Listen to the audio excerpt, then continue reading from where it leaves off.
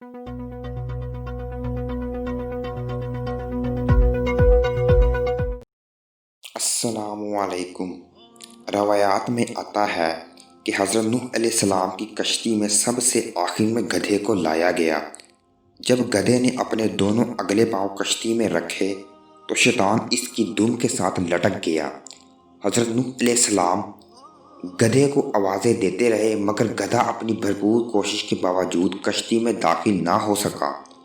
इस पर हज़रत नूह अलैहिस्सलाम जलाल में आ गए और गधे से फरमाया कि जल्दी से कश्ती में दाखिल हो जा, अगरचा तेरे साथ इबलीस ही क्यों ना हो। हज़रत नूह अलैहिस्सलाम की ज़ुबान अक़दस से अभी ये कलमात अदा हुए ही थे कि गधा कश्ती में दाखिल हो गया।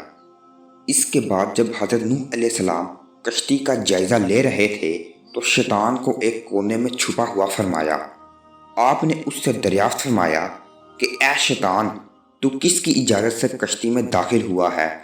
शैतान कहने लगा, आपकी इजाज़त से। हज़रत नूह अलैहिस्सलाम ने इरशाद फरमाया, मुझे तो तेरे आने का पता ही नहीं।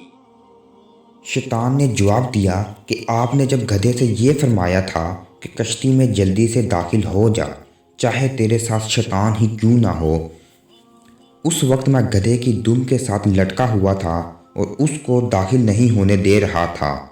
जब आपने इजाज़त फरमा दी तो हम दोनों कश्ती में आ गए। शैतान की बात सुनकर हज़रत नूह अलैहिस्सलाम ने चाहा कि शैतान को कश्ती से निकाल दे, लेकिन वो कहने लगा, आपके लिए मेरी निगहदाश्त के सिवा कोई चारा नहीं है, मैं हरगिज़ कश्ती से नहीं निकलूँगा। उसी वक्त अल्लाह ताला की तरफ से वही नाजिल हुई कि ए नूह, इसको रहने दो, इसके यहाँ रहने पर हिकमतें छुपी हुई हैं। वही इलाही के बाद हज़रत नूह अलैहिस्सलाम ने शैतान को कश्ती से निकालने का इरादा तर्क कर दिया और फिर शैतान से कहा, वो कौन सी बात थी जिसकी वजह से तूने अपने आप को अज़ली तौर पर मरदूद बना लिया और बनी नूह इंसान को वरगला और सिरात मुस्तकीम से हटाने का काम किया। शैतान कहने लगा, अब इन तमाम बातों के करने का क्या फ़ायदा। अगर मेरी लगिशों का अजाला हो सकता तो मैं इसके लिए हाजिर हूँ।